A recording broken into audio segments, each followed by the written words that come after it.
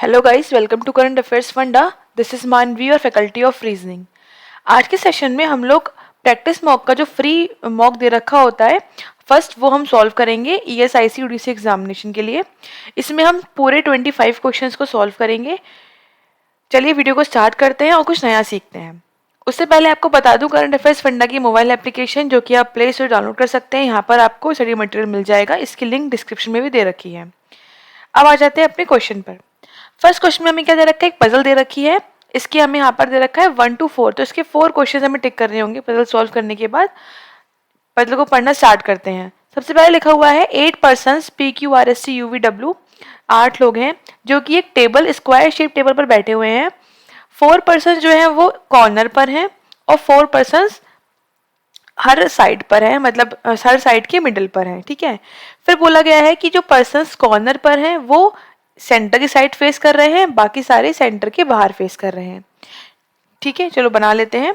हमने बना लिया। इसका मतलब हमें एक स्क्वायर शेप बनाना है। ये हमने एक टेबल बना ली। इसमें हमको बोला गया था कि 4 लोग तो कॉर्नर पर हैं, ठीक है, और 4 लोग कहाँ हैं, इसके साइड पर बैठे हुए हैं। और बोला गया जो सेंटर जो कॉर्नर पर है वो सेंटर को फेस कर रहे हैं, हमने फेस सेंटर बना दिया इसका। और जो बाकी सारे हैं वो सेंटर के बाहर फेस कर रहे हैं। फाइन, अब हम पढ़ना स्टार्ट करेंगे। यहाँ पे लिखा हुआ है एस जो है वो डब्ल्यू के साथ नहीं बैठा हुआ है। हम इसको लिख लेंगे एस और डब्ल्यू साथ में नहीं है। फिर लिखा है 1 person sits between P and Q, P और क्यू के बीच में एक पर्सन बैठा है। फिर लिखा है कि क्यू के लेफ्ट में आर थर्ड में है, थर्ड पर है, तो क्यू और उसके first second third or third left में है। लेफ्ट के लिए हमने एरो बना दिया। And faces towards the centre. अब पता लग गया किसकी बात कर रहे हैं, आर की। जो आर है वो कहां पे फेस कर रहा है, faces towards the centre. Fine, तो आर कहां पर आएगा, कॉर्नर पर आएगा। हम यहाँ लिख लेते हैं कि आर कॉर्नर पर ही आएगा जब सेंटर की तरफ फेस कर रहा है। फिर लिखा हुआ है 3 person sit between W and V. लिख लेते हैं कि डब्ल्यू और वी के बीच में 3 लोग बैठे हुए हैं। Who doesn't sit adjacent to Q, और जो वी है वो क्यू के साथ बिल्कुल भी नहीं बैठा हुआ है। ठीक है, फिर लिखा है 1 person sits between you and W, you और डब्ल्यू के बीच में एक पर्सन है। लिख लिया इसको भी।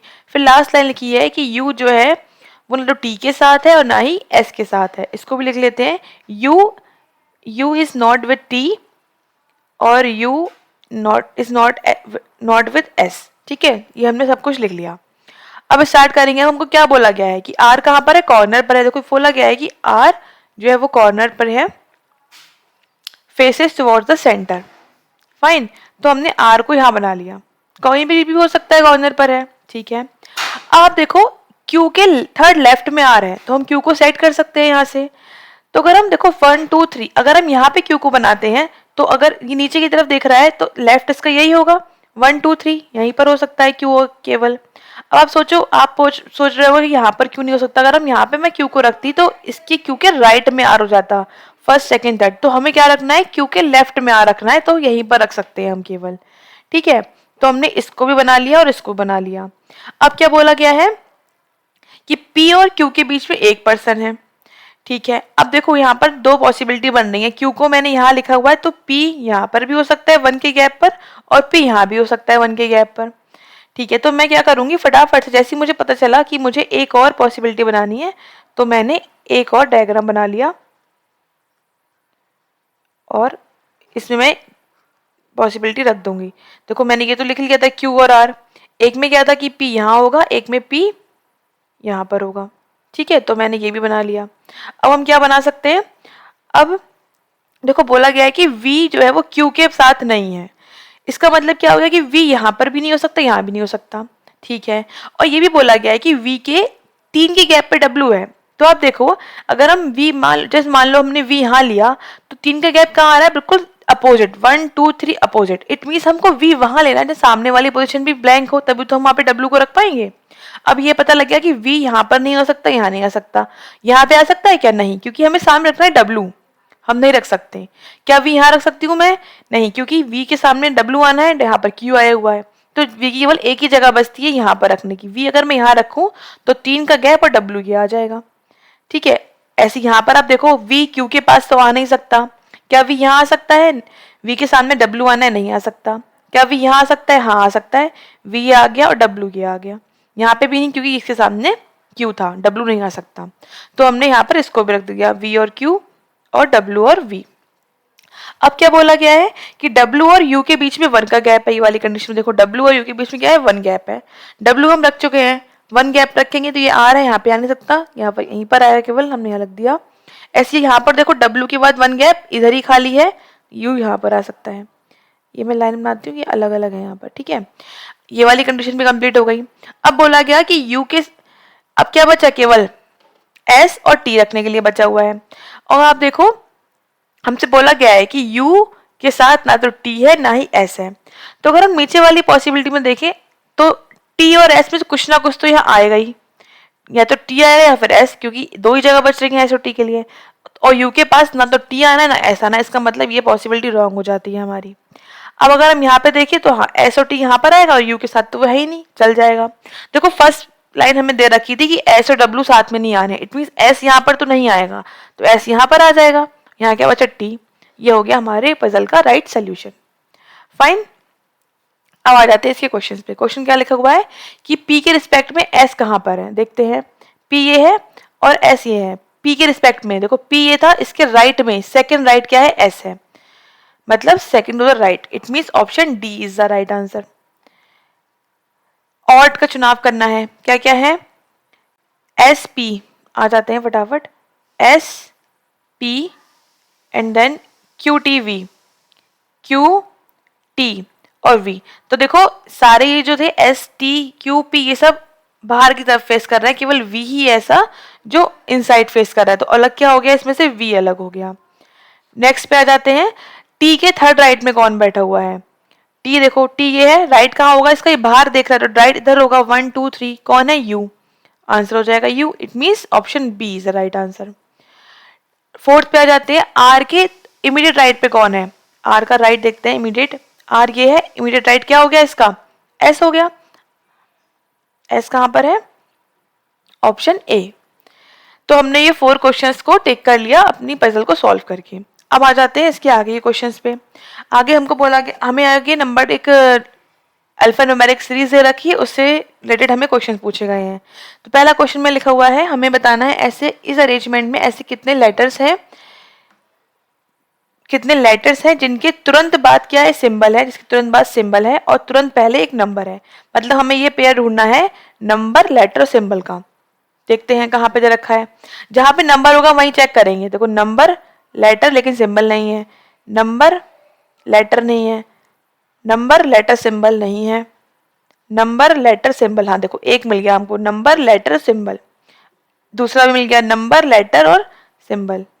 ठीक है, फिर थर्ड नंबर लेटर सिंबल, हमें 3 मिल गए और तो कोई नहीं है, नंबर लेटर नहीं। तो 3 यहाँ पर ये हो गया हमारे, option A is the right answer. Fine. Question number 6 पे आ जाते हैं। हमसे पूछा गया है इस अरेंजमेंट में थर्ड टू द लेफ्ट और 6 टू द राइट। देखो जब भी ऐसा क्वेश्चन आता है तो हम चेक करते हैं कि ये क्या है, लेफ्ट और राइट है। लेफ्ट राइट है अलग अलग तो प्लस कर दो, 3 + 6 कितना हो गया? 9। और 9 हमें कहाँ देखना है? लास्ट वाले से, from the right and. Right से 9 देखो देखेंगे तो क्या क्या आ जाएगा? 1 2 3 4 5 6 7 8 9। It means E, it means E. Check कर लेते हैं, 1 2 3 4 5 6 7 8 9 E. It means option B is the right answer. Fine. 7th question, ऐसे कितने सिंबल्स हैं जिनके तुरंत बाद क्या आ जाता है? एक कॉन्सोनेंट आ जाता है। मतलब सिंबल और कॉन्सोनेंट देखना है हमें, सिंबल और कॉन्सोनेंट। सिंबल देखो, सिंबल कॉन्सोनेंट एक मिल गया, उसके बाद सिंबल सिंबल कॉन्सोनेंट एक और मिल गया, ये सिंबल के बाद वॉवेल है, ये नहीं होगा, ठीक है। सिंबल कॉन्सोनेंट नहीं है, सिंबल कॉन्सोनेंट एक और मिल गया एंड देन सिंबल कोई नहीं है, तो 3 मिल गए हमको, option B is the right answer. ठीक है, अब उसके बाद हमें दे रखी है फिर से एक पजल, स्टार्ट करते हैं इस पजल को पढ़ना। बोला गया है प्राइम नंबर ऑफ पर्सन्स। कुछ पर्सन्स हैं जो कितने नंबर है? प्राइम नंबर्स के। प्राइम नंबर वो होते हैं जो किसी से भी डिवाइड नहीं होते हैं, केवल अपने नंबर से होते हैं और 1 से होते हैं।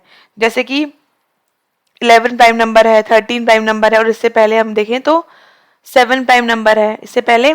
इस तरीके से ऐसे प्राइम नंबर्स होते हैं। ऐसे ही कुछ नंबर्स होंगे, वो हमें निकालना पड़ेगा।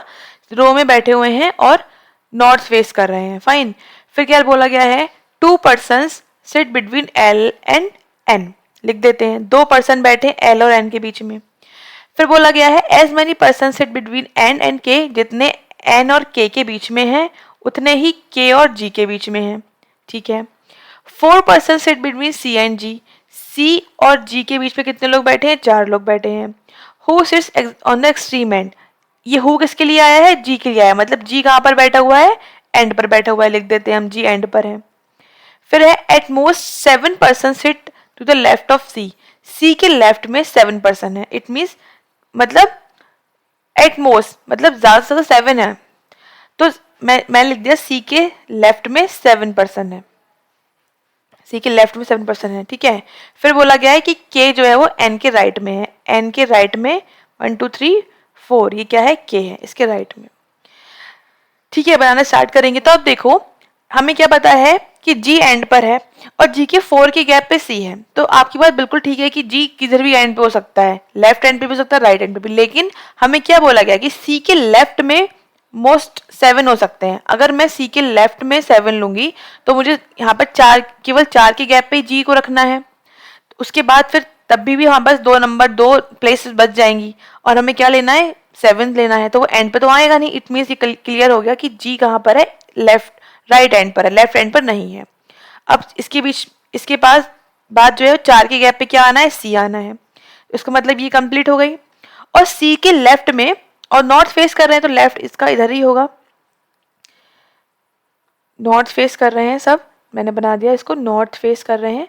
और सी के लेफ्ट मुझे 7 पर्सन लेने हैं, मैं अभी 7 लिख ले रही हूँ, कम होंगे तो मैं हटा दूंगी, 1 2 3 4 5 6 और 7, ठीक है। तो हमने ये भी बना लिया। अब हमको क्या बोला गया है, हमको बोला गया है कि एन के जो राइट में के लेना है हमको, और देखो एन के राइट में जितने एन और के बीच में है उतने ही के और जी के बीच में है, तो हमको क्या बोला गया कि एन के 4th राइट में के है, मतलब बीच में 3 पर्सन है, इसका मतलब इसके बीच में भी 3 पर्सन होंगे, इसके बीच में 3 पर्सन होंगे, दोनों इक्वल हैं, ये हमको बोला गया था। तो हम जी सेट कर चुके हैं, अगर जी से हम देखें 3 पर्सन का गैप 1 2 3, तो के यहाँ आ जाएगा, और इससे हमें 3 के गैप पे एन लेना है, 1 2 3 एन, ये आ गया। देखो ये दोनों कंडीशन हमने कैसे मर्ज की, हमें बोला गया था कि एन के राइट में के है, एन के राइट में के है और 4th पे है, इट मीन्स ये है कि इसके बीच में 3 पर्सन होंगे। जब एन और के बीच में 3 पर्सन है तो के और जी के बीच में 3 पर्सन होंगे, कि हमको ये बोला गया है कि एन और के बीच में जितने लोग बैठते हैं उतने के और जी के बीच में बैठते हैं, ठीक है। तो हमें यहाँ से पता लग गया कि 3 लोग जब एन और के बीच में है तो 3 ही लोग के और जी के बीच में होंगे। हमने दोनों कंडीशन को मर्ज किया और यहाँ पर सेट कर दिया, ठीक है। तो ये भी सेट हो गई, ये भी। अब एक बची है केवल क्या, कि एल और एन के बीच में 2 लोग हैं। देखो एन ये हमने रख दिया, अब 2 के गैप देखा जाए तो 1 और 2, यहाँ पर तो सी आया हुआ है तो एल आ ही नहीं सकता, इट मीन्स 2 का गैप करके एल यहाँ पर ही आएगा। हमने ये सारी कंडीशन को सेट कर दिया। अब आप गिनो कि कितने पर्सन हो चुके, क्या प्राइम नंबर हो रहे हैं, ये भी तो चेक करना जरूरी है। अगर नहीं होंगे तो हम ये लास्ट वाला हटा सकते हैं, गिन लेते हैं 1 2 3 4 5 6 7 8 9 10 11 12 13 आ रहे हैं, इट मीन्स ये प्राइम नंबर है और ये हमारा बिल्कुल ठीक है। और अगर हम इसे हटाते हैं, जस्ट सपोज अगर इसे हटाते हैं तो कितने बचेंगे, 12, जो कि प्राइम नंबर नहीं है। इसका मतलब 13 जो है वो बिल्कुल ठीक आंसर है, 13 पर्सन होंगे और हमने जो ये बनाया है ये भी इतने ही पर्सन आएंगे। बाकी का कोई पूछेगा हमसे कि यहाँ पर कौन है तो हम बोल देंगे अननोन है, या फिर हमें डेटा नहीं दे रखा, जो हमें दे रखा था हमने वो सेट कर दिया, ठीक है। क्वेश्चंस पे आ जाते हैं अब इसके। बोला गया है कि कितने पर्सन बैठे हैं, देखो कितना पर्सन बैठे थे, 13 प्राइम नंबर था, तो A is the right answer. Next पे आ जाते हैं। बोला गया एग्जैक्टली मिडिल में कौन है, एग्जैक्टली मिडिल में जाएं अगर तो 13 थे, 6 इधर होंगे तो गिन लेते 6 1 2 3 4 5 6, ये हो गए 1 2 3 4 5 6, इट मीन्स ये पर्सन मिडिल में है और ये पर्सन पता ही नहीं है हमें कौन है, तो हम क्या लगा देंगे, अननोन पर्सन लगा देंगे, कुछ भी नहीं पता हमें इसके बारे में। तो हमने ये पजल को सॉल्व किया और इसके हमने 2 क्वेश्चंस को टिक कर लिया। आगे आ जाते हैं अपने, आगे हमें दे रखा है कोडिंग डिकोडिंग का क्वेश्चन। ये मैंने एक इससे पहले की वीडियो में एक ट्रिक बताई थी कोडिंग डिकोडिंग सॉल्व करने की, अगर आपने वो वीडियो नहीं देखा है तो आप प्रीवियस वीडियोस में जाकर वो देख सकते हैं। मैं उसी ट्रिक से ये सॉल्व करूंगी। मैंने बताया था कि यहाँ पर 4 हमें लाइंस दे रखी है और हमें इनको पहले इनके वर्ड्स को नोट डाउन करना है और फिर इनके कोड्स को नोट डाउन करना है। तो पहले स्टार्ट करेंगे लिखना गोइंग आउट फॉर ट्रिप। ठीक है, फिर क्या लिखा हुआ है, कैंसिल। कैंसिल रिपीट हो रहा है नहीं, तो हम नेक्स्ट लाइन में यहाँ पे लिख देंगे कैंसिल। ड्यू रिपीट ही नहीं हो रहा, ड्यू टू रेन, कोई रिपीट नहीं हुआ, लिख दिया पूरी लाइन। फिर थर्ड में देखो ट्रिप, ट्रिप रिपीट हुआ, डैश कर दिया। टू रिपीट हुआ, डैश कर दिया। गोवा नहीं हुआ, लिख दिया। और कैंसिल हुआ, इसे भी डैश कर दिया। फोर्थ पे आ जाते हैं, फोर्थ में रेन, रेन तो रिपीट हो रहा है, डैश किया। गोइंग, गोइंग भी रिपीट हो रहा है फोर्थ लाइन में, एंड गोवा। तो ये फोर्थ लाइन में सारे डैश हो गए। ये हमने वर्ड्स को नोट कर लिया। ऐसे ही हम क्या करेंगे, सिंबल्स को, मैं कोड्स को मैं यहाँ पे नोट डाउन कर देती हूँ। जीपी, यूएस, टीवी और वीयू। फिर क्या है, डीजी, पीओ, एसएम और केजी। फिर है केजी, यूएस, एसएम और एमडी। फिर एमडी, टीवी और पीओ। ठीक है, हमने ये सारे नोट डाउन कर लिए। अब इससे हमें क्या इजीली पता लग जाता है, देखो जैसे आप ये बोला जाए गोइंग का कोड बताओ, तो गोइंग का हमें पता है कि 1 2 थर्ड लाइन में डैश है। तो अब यहाँ पे देख लो कोड ऐसा, इसमें कौन सा, इसमें थर्ड लाइन में डैश है, देखो टीवी पर है, तो 1 2 थर्ड में डैश, इसका मतलब ये गोइंग का कोड क्या है, टीवी है। ऐसे ही हम सारे कोड निकाल सकते हैं, लेकिन हमें निकालने नहीं है सारे, हमें बस वो निकालने हैं जो हमसे पूछे गए हैं। पूछे क्या गया हमसे, देखो पूछे गया रेन का कोड क्या है। आ जाते हैं रेन, देखो रेन, रेन यहाँ पर लिखी हुई है, रेन के बाद एक ब्लैंक है, फिर डैश है। देखो अब इसमें कहाँ पर ऐसा है, एक ब्लैंक है फिर डैश, क्या हो गया, कोड पीओ हो गया।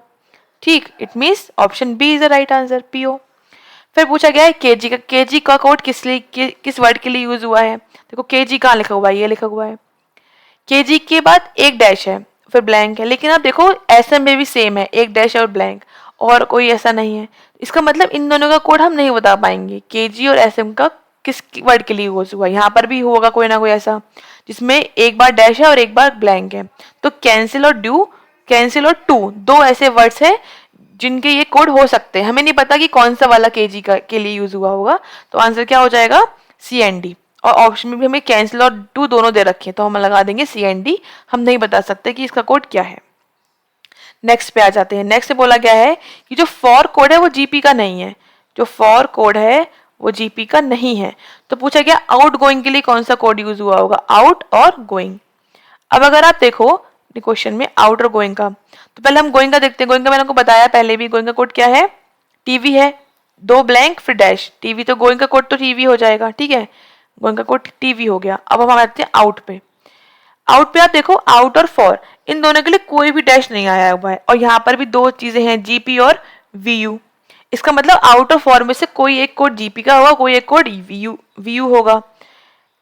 ठीक है, क्या होगा, जीपी और वीयू।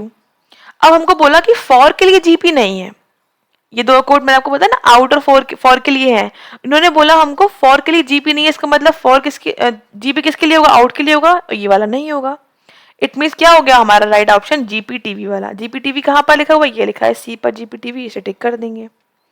नेक्स्ट पे आ जाते हैं। बोला गया ड्यू का कोड क्या होगा, डी यू ई। देखो ड्यू का लिखा है, ये लिखा हुआ है, इसके नीचे कुछ भी नहीं है, ब्लैंक। आप देख लो सेकंड लाइन में कौन सा ब्लैंक है, डीजी, तो कोड क्या हो गया इसके लिए, डीजी हो गया, टिक कर देंगे DG. Option is the right answer. Fine, next पे आ जाते हैं। यहाँ पर हमने अपने 13 क्वेश्चंस कंप्लीट कर लिए। अब आगे आ जाते हैं। आगे हमको बोला गया है एक वर्ड है लेबर, इसमें कितने पेयर्स हैं जो कि अल्फाबेट सीरीज में भी हैं। फटाफट से लेबर को लिखते हैं, LABOURS, लेबर्स। इसका प्लेस वैल्यू लिखेंगे फिर 12 1 2 15 21 18 और 19। 12 से गिनना स्टार्ट करेंगे, 12 13 14 15, एक पेयर मिल गया हमको 15 तक का। आगे तो नहीं चेक करेंगे, 16 17 18 नहीं है। 1 के बाद 2 एक पेयर, ये मिल गया। 3 4 5 6 ये भी नहीं है। 15, फिर क्या है 15 16 17 18, 16 17 18 नहीं है। 21 सबसे बड़ा है तो कोई चेक करने की जरूरत नहीं, क्योंकि उससे बड़ा तो कोई नंबर है ही नहीं। 18 19 20 21 22 23 इसका भी नहीं है। 18 से हाँ ये बन रहा है 19, यहाँ से देखा जाए तो 19 20 21 एक ये बन रहा है 21 तक का। ठीक है, तो कितने बन रहे हैं, यहाँ पे 4 बन रहे हैं। It means option A is the right answer. Fine, next पे आ जाते हैं। नेक्स्ट हमें एक पजल गिवन है, पढ़ना स्टार्ट करते हैं। बोला गया है 7 पर्सन है ABCDEFG जो 7 फ्लोर पर रहते हैं, सर अलग अलग फ्लोर्स पर रहते हैं एक बिल्डिंग के। हर कोई एक कंपनी में वर्क करता है फ्रॉम सीनियर टू जूनियर। और ऑर्डर क्या है इनका, S1 S2 S3 S4 S5 S6 S7। तो और जो ये बॉटम मोस्ट फ्लोर है और सेम ऑर्डर से लेगा bottom most to top most. It means S1 जो है वो फर्स्ट फ्लोर पे रहता है, S2 सेकंड पे, इस तरीके से। तो मैं यहाँ पे लिख लेती हूँ। और एक बार आप सोचो कि जो S1 पे रह रहा है वो फ्लोर 1 पे भी रह रहा है, तो हमें जरूरत नहीं 2 बार लिखने की, हम एक बार में समझ जाएंगे। जो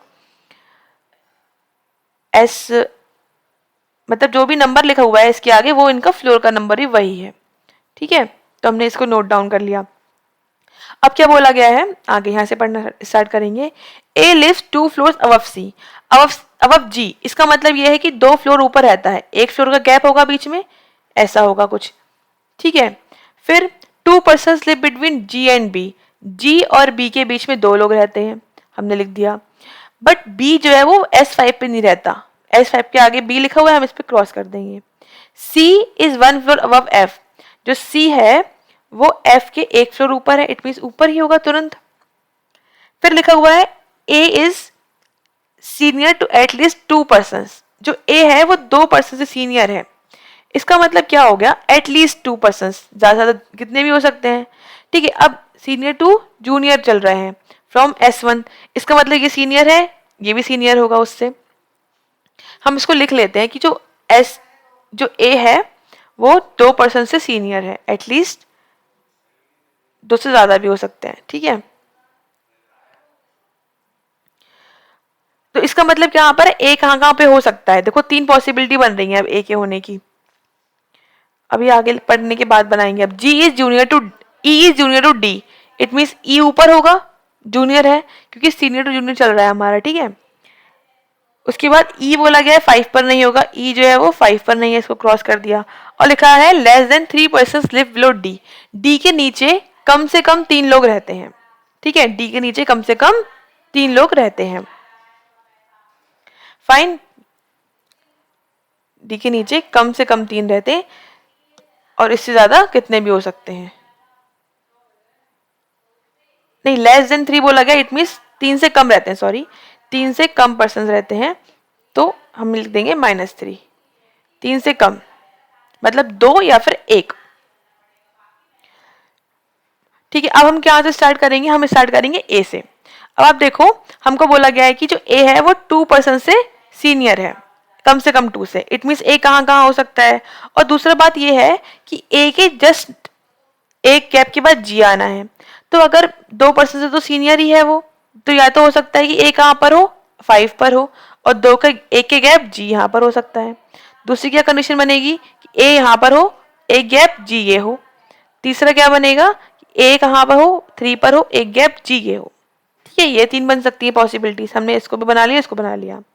फिर बनाते हैं इसको, जी 2 गैप है और फिर बी आना है। जी ये आ चुका, एक गैप 2 गैप और बी ये आ गया। ऐसे यहाँ पर देखेंगे जी 1 2 बी ये आ गया, जी ये 1 2 बी ये आ गया। ठीक है, हमने इसको भी बना लिया, कंप्लीट हो गया ये।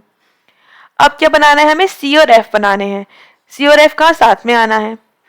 देखो फर्स्ट पॉसिबिलिटी में एक ही कंडीशन है सी और एफ आने की, एक ये सी ये एफ। सेकंड में देखें तो कहाँ आ सकता है ये सी और एफ। ठीक है, फिर आप थर्ड में देखेंगे तो इसमें तो काफी अभी आ सकता है कहीं पर भी। और इसके अलावा देखते हैं हमें क्या कंडीशन कैंसिल आउट हो सकती है।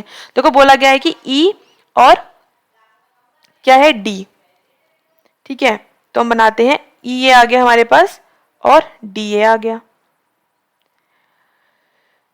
उसके बाद इसमें देखा जाए तो ई ए है डी ए है, तो ये तो गलत हो गया। इनको बोला गया था कि डी लेस देन 3 पर्सन, 3 से कम होने चाहिए, 3 भी नहीं होने चाहिए, तो यहाँ तो है ही नहीं। यहाँ पे देखो 3 आ रहे हैं, ये भी नहीं होगा। इसका मतलब 3 से कम यहाँ पर हो सकते हैं, कि यहाँ पर हमने बना लिया डी को। ठीक है, अब आप देखो सी और एफ को साथ में आना है। देखो अगर मैं सी और एफ यहाँ पे लेती हूँ, सी और एफ, तो यहाँ बचेगा क्या ई आने को, और ई यहाँ पर नहीं आ सकता। इट मीन्स मुझे सी और एफ यही लेना पड़ेगा, सी और एफ, और फर्स्ट प्लेस पे क्या आ गया, ई आ गया। तो ये हो गया हमारा राइट सोल्यूशन इस पजल का। फाइन, अब क्वेश्चंस देखते हैं इसके। S2 किसका पद है, S2 किसका पद है, D का। It means D option is the right answer. Next, F के ऊपर कितने पर्सन्स रहते हैं, एफ के ऊपर कितने हैं 2, it means option B is the right answer. फिर आ जाते हैं नेक्स्ट, ए से सीनियर कौन है, कौन है कि सीनियर, कितने लोग हैं, सॉरी, तो ए से सीनियर कितने हैं 1 2 3 4, it means option C is the right answer 4। फिर बोला गया है कि 2 person live between dash and dash, कितने के बीच 2 लोग रहते हैं, तो आप देखो सी और डी, क्या सी और डी के बीच 2 लोग हैं, नहीं। फिर क्या है ई और एफ, ई और एफ के बीच 2 लोग हैं, नहीं, एक ही है। फिर ए और बी, ए और बी तो बिल्कुल ही पास पास है, नहीं है। फिर क्या है बी और सी, बी और सी के बीच में एक ही पर्सन है। फिर क्या है एफ और डी, एफ और डी 2 पर्सन रहते हैं, तो इसका मतलब आंसर क्या हो जाएगा, F and D, it means option E is the right answer. Fine, तो यहाँ पर हमने अपने 18 क्वेश्चंस कंप्लीट कर लिए। नेक्स्ट क्वेश्चन पे आ जाते हैं। नेक्स्ट है हमारे पास लॉक्स का क्वेश्चन, बनाते हैं इसको। बोला गया है only a few fruit is flower, केवल कुछ ही फ्रूट जो है वो फ्लावर है, कुछ है तो कुछ नहीं भी होंगे, तो मैंने क्रॉस कर दिया। फिर बोला गया no flower is apple, no flower is apple, कोई भी फ्लावर एप्पल नहीं है।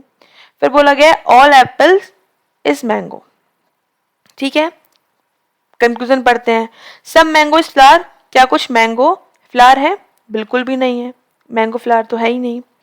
बोला गया all fruits can never be Apple, क्या सारे फ्रूट एप्पल नहीं हो सकते, हाँ, क्योंकि जो फ्रूट फ्लावर में आ गए वो तो एप्पल नहीं हो सकते, तो ये सही है, it means option C, only conclusion second follows, ठीक है। नेक्स्ट पे आ जाते हैं। बोला गया है all river are sea, some sea are ocean and only ocean is water, तो हमें कैसे बनाएंगे, इसके अंदर वाटर होगा और ओनली ओशन है, तो यहाँ पर और कहीं ये मूव नहीं करेगा, उसकी ओशन में ही रहेगा। पढ़ते हैं some ocean is river, some ocean is river, नहीं, सम ओशियन इज रिवर, क्या कुछ कोई ओशन रिवर है, नहीं है। No sea is water, no sea is water, हमें कुछ पता है सी वाटर का, नहीं पता, तो कुछ भी फॉलो नहीं कर रहा, it means option C is the right answer. Fine,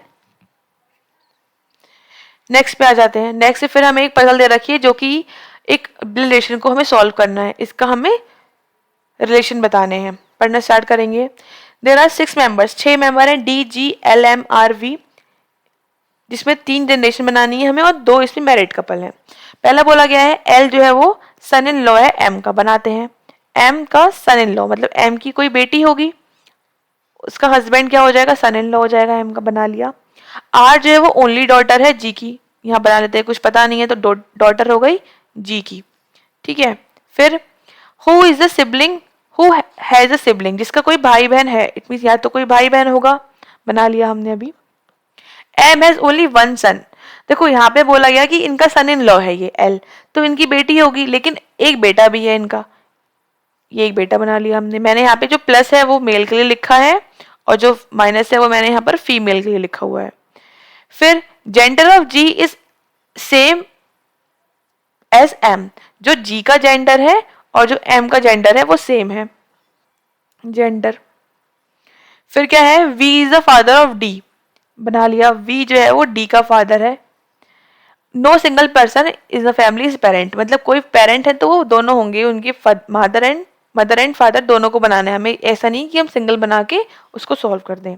अब देखो हमें क्या बोला गया है कि जी और एम का जेंडर सेम है, तो इट मीन्स ये है कि जी यहाँ तो नहीं आ सकता, क्योंकि ये अगर ये हस्बैंड है तो इसकी वाइफ, जेंडर तो अलग अलग ही होगा, ठीक है। तो जी कहाँ कहाँ आ सकता है, जी हो सकता है यहाँ पर हो कि ये भी मदर हो और ये इनकी बेटी हो, तो इनका जेंडर सेम आ सकता है, ठीक है।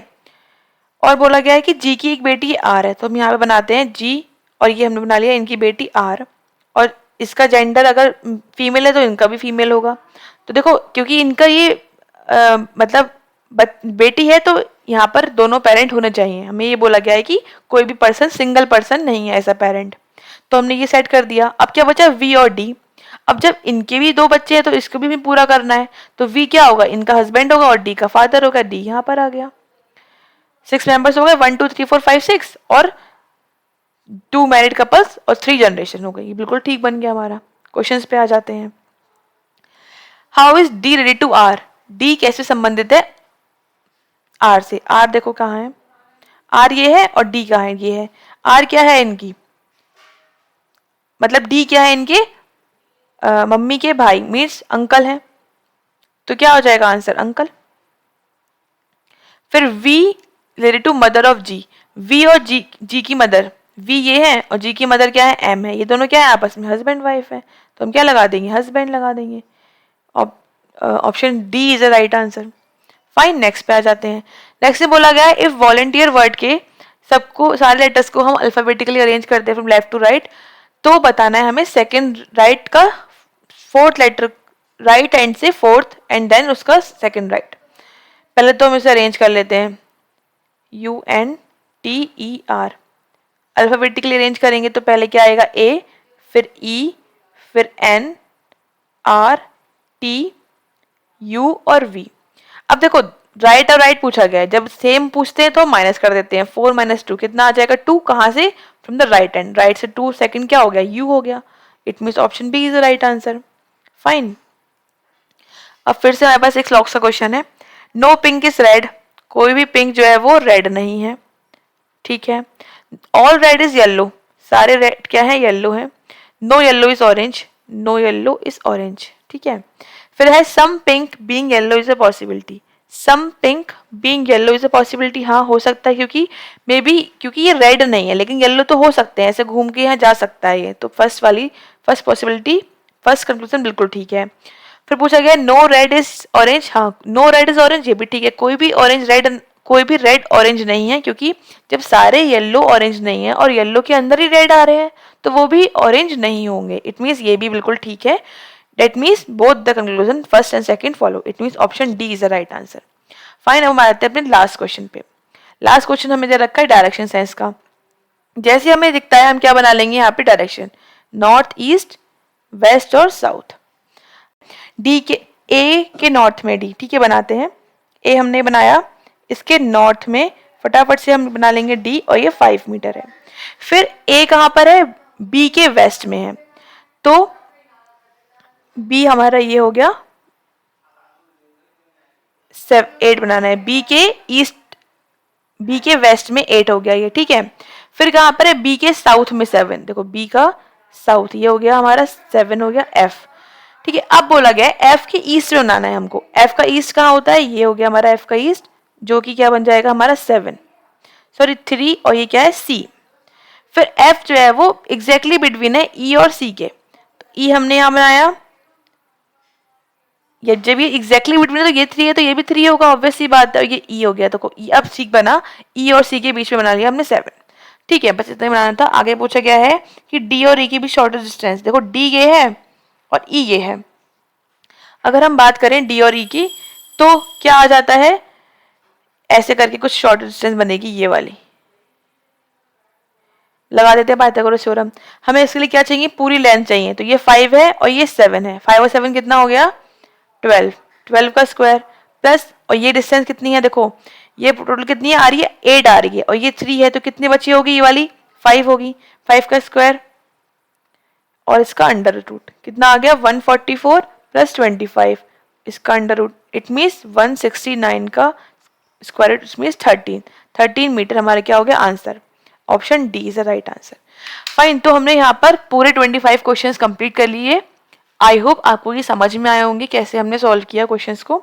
उसके बाद ये आपको एक पजल मैंने दी है, आप सॉल्व करिए इसको और इसका राइट सीक्वेंस कमेंट सेक्शन में हमको बताइए।